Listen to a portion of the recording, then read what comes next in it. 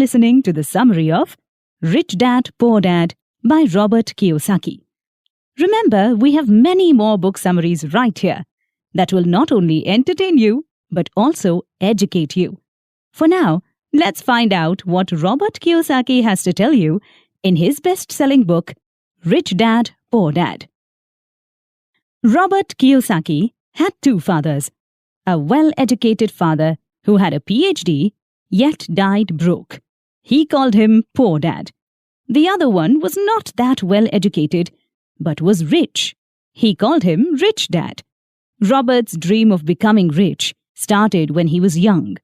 His poor dad wanted him to study more and secure a job at a large company. Rich Dad was his friend Mike's father. He wanted Robert to take risks and learn that not all lessons were taught in school. He wanted Robert to know that some lessons had to be taught by going through hardships. These kinds of lessons can't be acquired by simply going to school and getting good grades.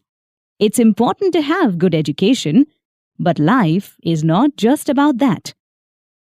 Lesson 1. The rich don't work for money, money works for them.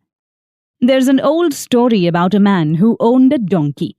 Whenever he wanted the donkey to work harder, he would put a carrot in front of the donkey's eyes, so the donkey was motivated by the carrot. It kept walking, hoping to reach that carrot one day. This worked well for the man, but was not ideal for the donkey. The carrot in this story is like money. People keep working, hoping that someday they will become rich. Money is an illusion. You will never reach it if you are working only to take the carrot. Instead, try to make money work for you. When you first start the journey of making money, don't work to gain money. Fear and desire are consistently controlling how we act. We have a fear of not having enough money. This makes us work harder each day. Then we gain a desire as we imagine all the beautiful things money can do and buy. Our fears and desires put us in a never-ending cycle of wanting more. We work harder to make more money, and as a result, we spend more. Rich Dad called this the rat race. Instead of falling into that pattern, avoid the trap of fear and desire. That's how most people who want to be rich fail. You have to make money work for you. When you get a job, don't go into work thinking you will simply take your paycheck at the end of the month. You'll barely pay your bills and then repeat the cycle all over again. Even working harder at a second job is still only working for money. If you keep doing this, you are never going to be rich. Confront yourself. Are you just looking for security at a safe job? Are you working to make more money because you think that this is going to make you rich or satisfy you? If the answer is yes, unfortunately, you're never going to make it. You'll die broke. If your answer is no, then you have taken the first step. Never let your fear of not having enough money or the desire to make more money encourage irrational behaviors. We have business schools that do not teach us how to lead a business or start one. Instead, they teach us how to be a bean counter, how to fire people and give orders. They hardly ever teach you how to be a leader. Every day when you wake up, ask yourself if you are doing all you can. If you haven't reached your fullest potential, don't go day by day thinking about money or how to work more to get a better raise. Don't hold thoughts in your head like, my boss doesn't pay me enough. I deserve a raise. I deserve to earn more money. When you stop blaming other people for your problems and accept that the problem is your way of thinking, then you'll be able to correct it to more positive thoughts. That was the first lesson that Rich Dad taught Robert. When Robert and his friend Mike were teenagers, Rich Dad made them work at his convenience store for free. They kept working, not thinking about how much money they weren't making. During their working hours, they were able to free their minds and create new ideas to make money work for them.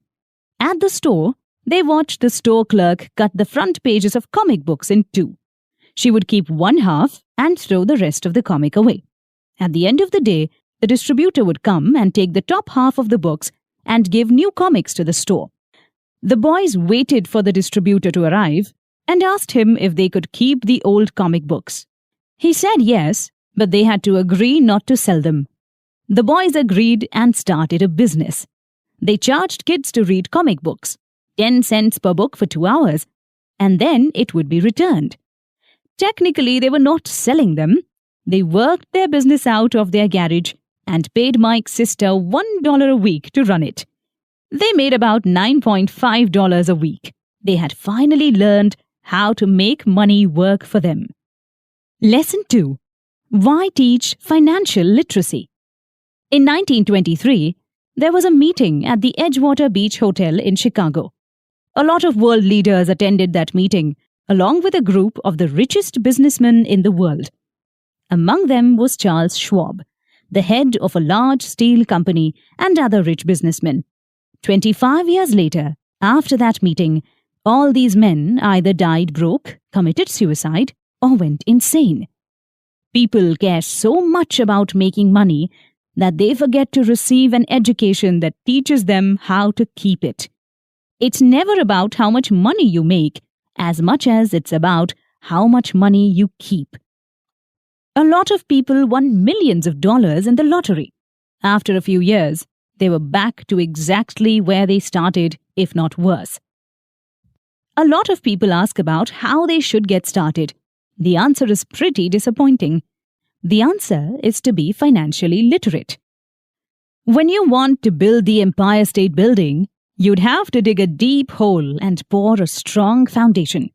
When you want to build a small house, pouring a 6-inch slab of concrete is all you have to do. Unfortunately, most people build an Empire State Building on a 6-inch slab of concrete, and it crumbles. Poor Dad wanted Robert to read books and study, while Rich Dad wanted him to be financially literate. The school system teaches people how to build homes with no foundation. While reading books and studying is still important, it's not enough. Rule number 1. Learn the difference between liabilities and assets, and buy assets. This may sound simple, but it's the only rule that you need to become rich. The poor and the middle class buy liabilities that they believe are assets, while the rich buy real assets. Rich Dad believed in a principle called KISS. Keep it simple, stupid.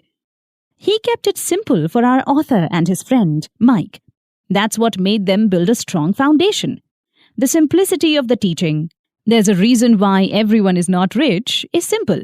The simplicity of it is why no one thinks about it. People think they know the difference between literacy and financial literacy. Most people only understand being literate. Rich Dad used to explain the difference between assets and liabilities with simple charts. The cash flow pattern of assets is as follows. Income statement. The income statement is sometimes known as the profit and loss statement. Here, income means money that comes in your pocket and expense means money that goes out of your pocket. Balance sheet. The balance sheet lists and compares someone's assets against their liabilities. Assets are things that put money into your pockets without even having to work for it. For example, if you buy a house and rent it to others, that rent could pay for the house loan and still put money in your pocket. At the same time, liabilities are things that take money away from you. For example, buying a house and living in it without renting it to anyone. You're only spending money without gaining anything. To be rich, buy assets. To be poor, buy liabilities. The rich have more money because they understand what assets are. The poor have less money because there is something in that principle that they don't quite understand. That's why it's so important to be financially literate.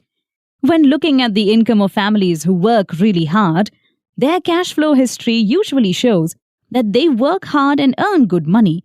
When it is spent, however, the money is spent on several liabilities, and there is nothing left over to be put into gaining assets. Another chart Rich Dad showed the boys showed them the cash flow of the middle class. In this chart, we see that the middle class has nothing in their assets column, and the only thing that increases their income is their salary. However, when we look at their expense category, the middle class loses most of their money to rent or a mortgage, taxes, and everyday expenses. That's how the middle class spend their money, and if they continue to do so, they'll forever stay middle class. They may even have less money in the future because they are spending their money on liabilities such as mortgage, car loans, house loans, and credit card fees. Poor people, on the other hand, do not buy liabilities, but they don't buy assets either.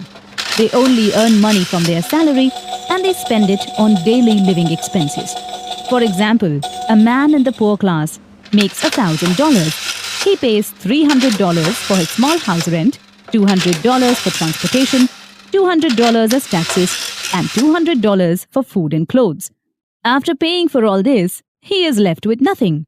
Sometimes he may have to borrow money, which puts him in more debt. The rich use their assets to generate money without having to work. For example, the rich buy a house with a loan and then rent it to other people. On a small scale, they pay $1 for the loan installment per month, and then they have someone in the house that pays $2 for rent. This way, when they get the money from the rent, they can pay the $1 for the loan installment and still make a profit. They can make this money without having to work a 40-hour week. The real difference between poor dad and rich dad was their mentality. How they decided to handle their money was different and set them on different financial paths. Back in the 1960s, when you asked kids what they wanted to be, they wanted to be doctors or have good grades. Everyone thought that getting good grades meant that they would make a lot of money. However, when these kids grow up and become doctors, most will struggle financially because they've always thought that more money could solve their problems. Today, kids want to be famous athletes, CEOs, movie stars, or rock stars. They know that academic success and getting good grades is not the only thing that can make them successful. The financial nightmare is most common with newly married couples. They start their life in a small home. They think their salaries have doubled because their money is joined together. They save for a bigger house and focus more on their careers. Their incomes begin to increase, and as a result, their spending goes up as well. When you make more money without being financially literate, you spend more. When the new couple has saved enough money to buy a new house, they think they have gotten richer.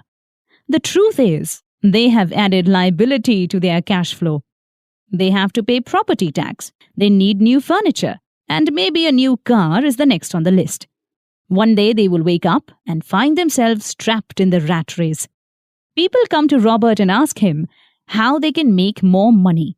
The problem is, they think more money will solve the problems they are having. Their problem isn't lack of money.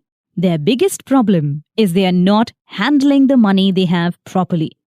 There's a saying that describes this situation.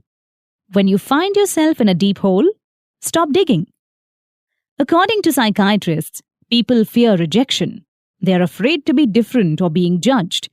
As a result, people tend to go with the flow. They take the path of least resistance, least judgment, and they want the same things their neighbors have.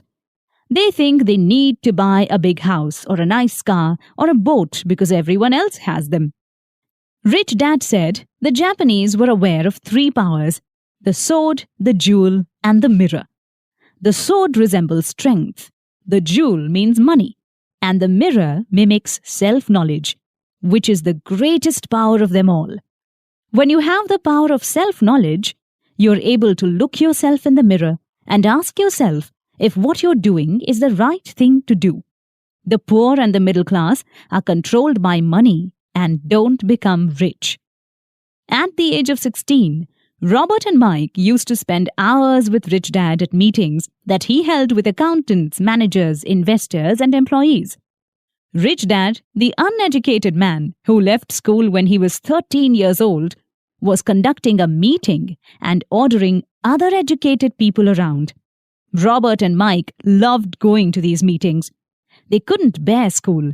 They saw how school discouraged creativity, how they were molding students into a certain shape that's acceptable to society. The school encouraged kids that being successful and rich meant getting good grades. Robert and Mike knew that this was wrong. Robert encourages his readers to buy an asset instead of buying a house. Make that asset work for you and generate enough money to be able to pay for a house. There's a reason why the rich get richer and why the middle class continues to struggle. The rich buy assets that generate more than enough money to pay for their expenses. The rest of their money is invested again on more assets that will generate more money. The middle class relies mainly on their salary to pay for their expenses.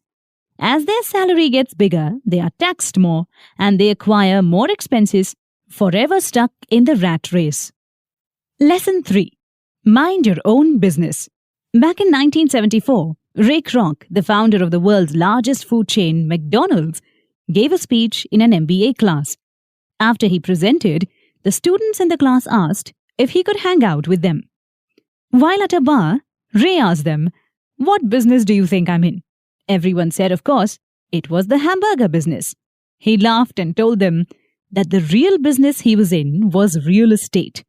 Every location of McDonald's was chosen based on the land that it was built on. He told them buying a McDonald's franchise meant also buying the real estate under it. The lesson that Rich Dad taught Robert was that people usually tend to work for everyone except for themselves. They work for the government, for the company they work for, or for the bank that handles their mortgages. Schools teach us how to be employees, not employers. They teach us how to become what we study. If you study science, then become a doctor. If you study mathematics, then become an engineer, and so on. This never teaches students the difference between a profession and a business. When you are asked what your business is, your reply should not be, "I'm a banker or a doctor." That's your profession, not your business. Do not spend your life minding someone else's business and making them rich. Instead, spend your life minding your own business and making yourself rich. Do not leave your daytime job. This is not what this book is supposed to teach you. Keep your job, but also invest in assets. Keep your expenses as low as possible and resist the urge to increase your liabilities. Own businesses that do not require you to work full-time. Hire others. Real estate that generates income, stocks and bonds. These are a few examples of assets you can invest in. When buying assets, keep in mind the things you are interested in. Robert loved real estate and stocks, especially investing in small companies. He kept his daytime job, just like Rich Dad taught him to. He still minded his own business by keeping his asset column big and steady. When a single dollar came into it, he never let it out. When you want to buy luxuries, that's fine. But the huge difference between the middle class and the rich is that the middle class buys luxuries first, while the rich buy them last. You're now ready to know about the rich's biggest secret in the next chapter. Lesson 4. How taxes work. Let me remind you a little bit about Robin Hood. Robin Hood and his merry men robbed from the rich to give to the poor. People think that he was a hero. Rich Dad always thought that Robin Hood was a crook, and even though Robin Hood is long gone, the people who continue to follow his guidelines are still there. The idea of Robin Hood is the main cause of poverty in our societies today. People always think the rich should pay for that. But the rich are not taxed, the middle class is. Originally, there were no taxes in England nor in the US, although occasionally the governments asked for taxes during wartime. In 1874, England made income tax permanent. The USA followed them in 1913, but the citizens were anti-tax. It took 50 years in the UK and the US to make taxing income a norm. Poor Dad worked for the government. The more he spent and the more he hired people, the more respected he was. Rich Dad was a capitalist. The less he spent and the fewer people he hired, the more he was respected by his investors. Rich Dad always thought that government workers were lazy, while Poor Dad always thought that the rich were greedy and should pay more taxes. When taxes first started, it was the rich that mainly got taxed. But then governments wanted more, and taxed the middle class too, and then the poor. The rich saw an opportunity and created a corporation to lessen the risk to their assets. They would spend their money and hire a crew who would sail around the world, finding new treasures or methods of trade. If the ship got lost and the crew died, the rich would only lose the money they invested in that particular ship. The capitalist mindset appealed to our author more than the socialist mindset. He thought that no matter what the Robin Hood followers tried to do, the rich always knew how to outsmart them. If only the middle and poor class people knew how to play the tax game, then they would be on their way to financial independence. That's why Rich Dad kept saying that having a safe and secure job without financial aptitude was a no-escape life. The rich have the money, the resources, and the mindset that can help them advance. At the same time, the middle class and the poor work to pay taxes. Rich Dad played it smart by gaining an understanding of corporations, the biggest secret of the rich. Money can be a form of power, but money is not enough. You need to know about money and save it to make more of it. When you work for money, you give the power to your employer. But when money works for you, you're in control. Poor Dad said that Robert should study harder and work at a corporate job and climb the ladder to become rich. Rich Dad told Robert, why not own the ladder? The idea was so hard to imagine at that age, but it began to make sense when Robert reached his mid-20s. He used to work for Xerox, but whenever he looked at his paycheck and saw the large amount that was deducted, he became disappointed. When he worked harder, it only increased those deductions. Even when he got promoted, he could only think of one thing. Who am I working for? Who am I making rich? In 1974, while still working for Xerox, Robert founded his first company. He began to mind his own business. He wanted to increase his assets column. His own corporation earned him more than he earned working for Xerox. It bought him his first Porsche. The money was working for him. He got out of the rat race. He learned to be financially literate. He believed people should learn about accounting, investing, laws, understanding markets, tax advantages, and how to be protected from lawsuits. Lesson 5. The rich invent money. Alexander Graham Bell invented the telephone and patented it. The business kept growing, and it got hard to continue. Bell went to the Western Union and offered them his patent and a small company for $100,000. The president of the Western Union refused and said that the price was too high. He declined, and Bell created a multi-billion-dollar company, AT&T. Robert taught professionally in 1984. The one thing that he had noticed in the thousands of people he taught was that they all had potential. Each and every one of us has the potential to be something great. Self-doubt tends to hold us back. After leaving school, we realize that grades are not that important. Financial genius does require knowledge, but being bold and courageous is what will set you apart. Most people decide to play it safe where the money is concerned. However, taking risks will create the next Bill Gates or Alexander Graham Bell. Those who don't take risks may not become bankrupt, but more importantly, they will never get ahead. It's the end of an old era and the beginning of a new one. It's an exciting time to be alive. Keeping up with the changing technology and the changing list of assets is important. Robert designed a game that he called Cash Flow, which was designed to help people understand how money works. It was about the road to wealth and how to get out of the rat race. One day a woman came in and while playing, she got a boat card, meaning she now owns a boat in that game. She was happy. But when she learned about the amount of money she had to pay to maintain the boat, she became frustrated. She realized that the boat was eating her money. After a while, she admitted she could relate the game to her life. She had gotten frustrated because she hadn't understood how the money worked. Real life is also that way. If you don't understand something, you can get mad and blame it on something else. Alternatively, you can learn what you don't understand and win at the game of life. Lots of people gain money at the cash flow game, but they don't know what to do with it. They find themselves falling behind at the game, even though they have lots of cash. Part of financial intelligence is asking yourself, what will you do when you get the opportunity but have no money? What will you do when you have money but no opportunities? Answering these questions can help you get ahead. Most people find a job and work too hard to answer these questions. But you need to be the person who creates his own opportunities. Don't wait for them to come to you, because if you do, you'll be waiting for your whole life. The most important secret of the rich is knowing that money is not real. We create the meaning of money, and we make money mean whatever we want it to mean. Our mind is our single most powerful asset, depending on how we use it.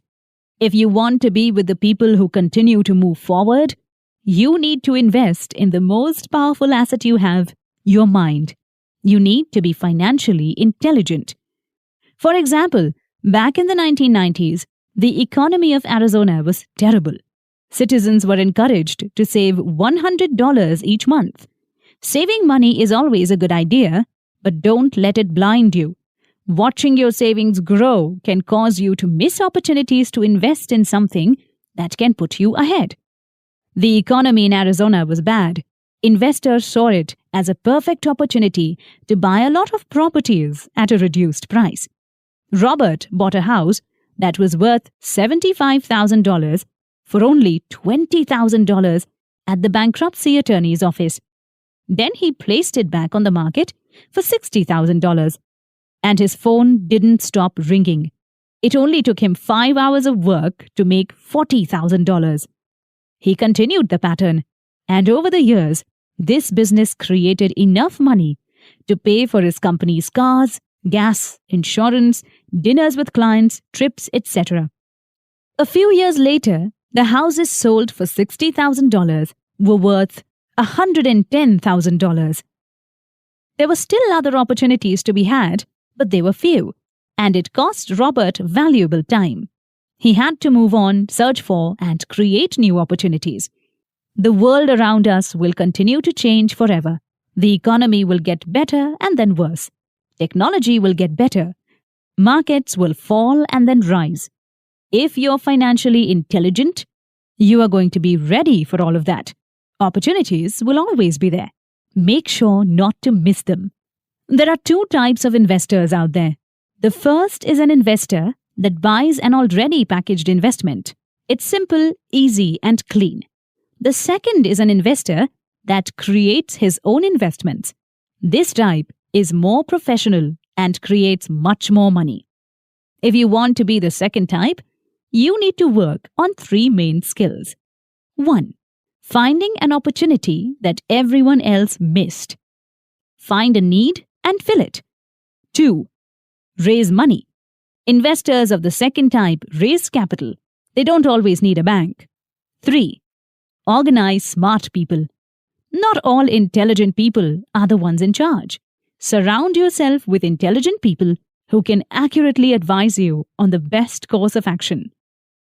Lesson 6. Work to learn. Don't work for money. A journalist set up an interview with Robert. He had read some of her previous work and was impressed by her style and usage of words. When they finished their interview, she told him that she wanted to be a best-selling author like he was. Robert asked her what was stopping her from doing that, and her answer was that her job was not moving forward. He suggested she go to a sales class his friend was teaching, and she got offended. She had forgotten that Robert had gone to sales school. If you want to gain money from something that you're talented at, your talent won't be enough. It is important to know how to make money using that talent. Go and learn how to sell yourself or anything. There's no shame in being a salesman. The biggest difference between Rich Dad and Poor Dad was Poor Dad mostly cared about job security, while Rich Dad cared more about learning. To be rich, you have to learn a little about a lot, not the other way around. Yet, schools still reward people for specializing in something. They are rewarded for knowing more about less. For example, when doctors get a master's degree and then a doctorate in a special field of study such as pediatrics, they are rewarded for knowing more about less. To learn a little about a lot, you need to work for different companies, expand your knowledge about different things in the world, learn how everything works. That's why Rich Dad insisted that young Robert and Mike sit with him in his meetings with doctors, accountants, lawyers, and other professions to learn a little about each expert. When Robert quit his high-paying job to join the Marine Corps, poor Dad couldn't understand why. He was devastated. Robert tried to explain to him why he made that decision, but he couldn't explain it to him. He told him he wanted to learn how to fly, but he wanted to know how to lead troops. Leading a team of workers or managing a company is the hardest part of running a company of your own. That's why Robert wanted to learn it. After returning from Vietnam, Robert joined Xerox Corps. He did not do it for the benefits. He was shy, and the thought of selling something to a person frightened him. He decided to take a sales training program the company offered to overcome his fear. After that class, Robert started running his own company. If it had failed, he would have gone broke. But he decided to take the risk and follow Rich Dad's advice. It's best to go broke before 30 because then you'd still have enough time to recover from it. Most employers pay enough for their employees to get by in their day-to-day lives. These employees work hard, so they are not fired. But their biggest concern is the money they take home and the benefits the company provides. This is a good short-term plan, but it's devastating to long-term plans. It's best to learn everything you want to learn before choosing a specific profession, because once you choose a specific profession, you're stuck. Lesson 7. Overcoming obstacles. There are a lot of obstacles you will have to overcome on your journeys to becoming rich, such as fear, cynicism, laziness, bad habits, and arrogance. Overcoming fear. No one likes losing money. Those who have become rich have lost money at least once in their life. However, those who are poor may have never lost a single dime. It's not about being afraid of losing money. It's how you handle your fear of losing it that matters. It's okay to be afraid sometimes. We're all scared of something. The solution to this fear is to accept it. The fear of losing money is a phobia. When you start early, around 20 years old, you can take risks and lose money and have the time to recover it again. If you wait, the fear of losing money can grow. There is a huge lack of financial success because people are too afraid of losing. Winning always comes after losing. When you learn to ride a bike, you fall a few times before mastering the bike. Rich people are the same before they become rich. They lose money. Overcoming cynicism. The sky is falling, the sky is falling. We all remember the story of Chicken Little. He kept screaming those words to the barnyard, warning everyone of the impending doom. We're all like that. We all have a little chicken inside of us that appears when we are scared. There are lots of people who keep telling you that what you are doing won't work. They will say, if it was that easy, then how come no one else did it? They suck the energy out of you. It is important to avoid this kind of toxic behavior and take risks even when you're scared.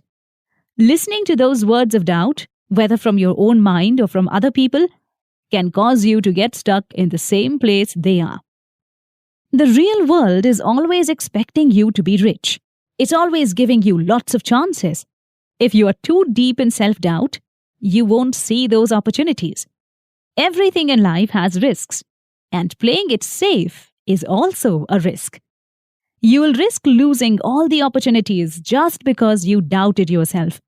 Move forward, take risks, and get rich. Overcoming laziness.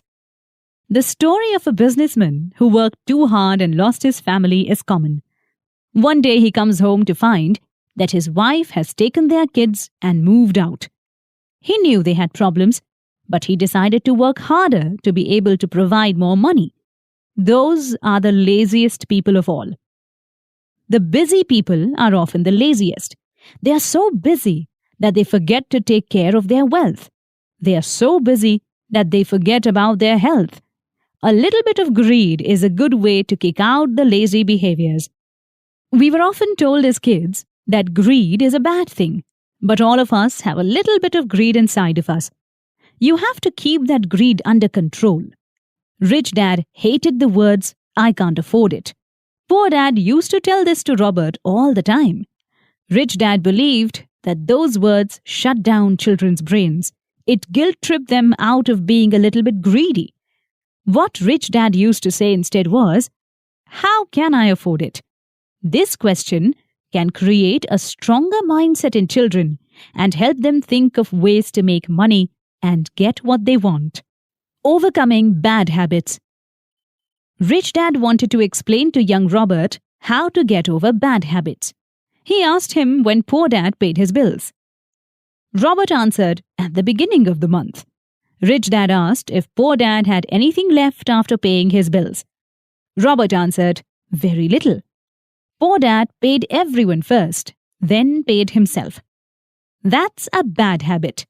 The author is not encouraging people to stop paying their bills, but first they have to pay themselves. Lesson 8. Getting rich takes a lot of determination. You create your own opportunities. Schools teach us that you should not worry about your financial future because the government or the company we're working for is going to take care of that. This will not help children get ahead. The following are 10 steps to help you wake up the financial genius inside you. 1. The power of spirit is greater than reality. Robert knew someone who had dreams of being a part of the US Olympic team. She had to wake up every day at 4 in the morning and swim for 3 hours. She gave up her nights out with her friends and missed parties. When Robert asked her what was motivating her, she said she was doing it for herself and the people she loved. Love was fueling her. If you ask people if they want to be rich and be set free financially, their typical answer is yes. When they realize that it is harder than they thought, they lose their motivation.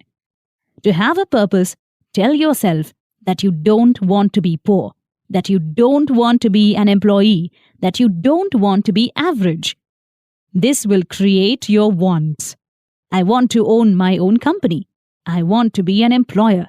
I want to be rich. If these emotions are strong enough, then you can use them as fuel to reach your dreams. 2. The power of choice.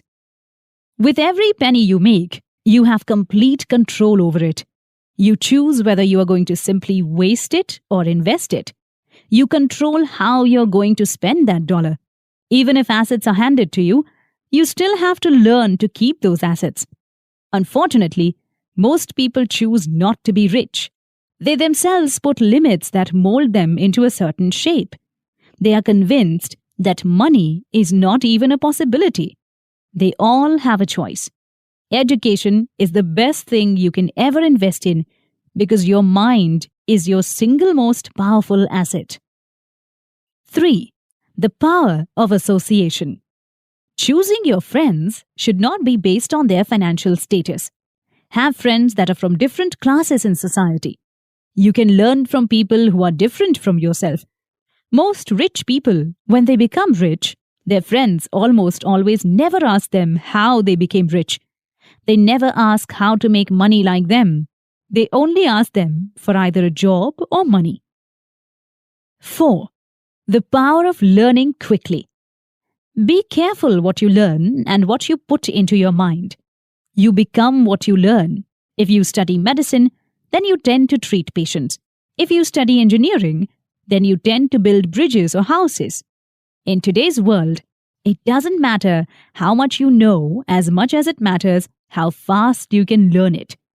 Our world today is fast-paced, and you need to be able to cope with it. If you take too much time to learn something, it'll become old and worthless.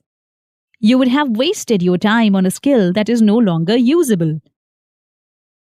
5. The power of self-discipline. Do not try to get rich if you can't control yourself. Remember to always pay yourself first before you pay anyone else. People who pay themselves first put their money from their salary into their assets. Then their assets pay for their expenses. There are 2 pieces of advice to help you pay yourself first. 1. Don't get yourself into a large amount of debt. 2. When you come up short, allow the pressure to make you think of ways to make more money. Don't spend them from your investments or your savings. That's never the solution. 6. The power of advice. Always give the job to professionals. Don't sell your house by yourself if you don't understand how it works. Take into consideration what they have to say and learn about it. Then you can do it yourself next time. Yes, professionals often ask for more money, but that's a good investment because when they make more money, you also make more money. 7. The power of getting something for nothing. For example, when buying stocks, buy something that your broker thinks is going to make a move that will add value to your stock. You can take $1,000 and invest it in a company. In a few years, you can turn those $1,000 into $2,000. You can then take the extra $1,000 and invest it into something else to make more money. This way, you can make money seemingly out of nowhere. You might lose some money, but the risks are important to take. The power of focus. Many people do not have enough knowledge about financial education. They blow a hole in their pocket and lose most of their money on silly things. If you gave 100 people $10,000, after only 1 year, 80 people would have lost it all. 16 people would have increased that money by 5 to 10%, and the remaining 4 would have doubled that money. Schools teach us how to work for a profession that makes you money, but what we really need to learn is how to make money work for us. How to be employers, not employees. Everyone loves luxuries. The thing that makes rich people rich is that they don't buy them on credit. They don't take the easy road and buy it with a loan. They let their assets pay for it. To control money, you need to be smarter than that. Otherwise, it'll control you. 9. The power of myth. The true power of learning is to have your own heroes and mimic them. Learn from their moves, their technique, and their work. When you're young, your heroes are most likely basketball players or football players. As you get older, your heroes should follow your mindset too. Choose new heroes, people that will help you reach your goals. Personal heroes inspire us to be what we want. They make things look easy, motivating us in the long run. 10. The power of giving. When you feel like you need something, give something. Find a charity to support. Donate old clothes to a charity. That's the power of giving. What you give will always find its way back to you. Even if it doesn't, you'll find that what you had was the joy of giving itself. Keeping these 10 things in mind can get you started on the road to being rich. That concludes the summary of Rich Dad Poor Dad by Robert Kiyosaki.